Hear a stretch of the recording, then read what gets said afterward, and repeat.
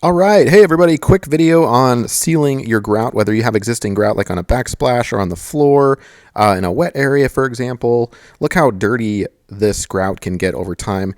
And while that may be inevitable, right, because of whatever may fall on it, you might want to make sure that it is indeed sealed with an appropriate grout sealer. Now you'll want to read the instructions if you have access to your manufacturer of the grout to see should you or what type of sealant should you put on there. If you're grouting for the first time, you may or may not need to put a sealant on there. It kind of depends. So again, read the manufacturer's instructions.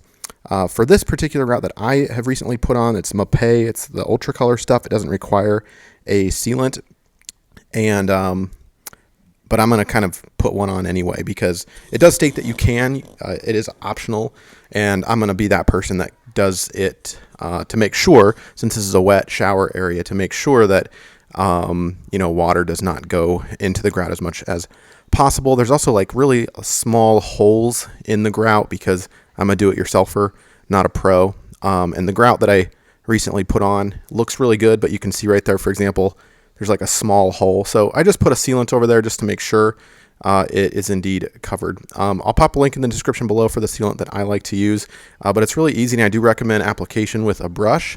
You can read the instructions as to how they, tell you should apply it, but I found that a brush, it takes a little bit extra time, but it's a bit of a wash because I don't have to actually clean the tile this way.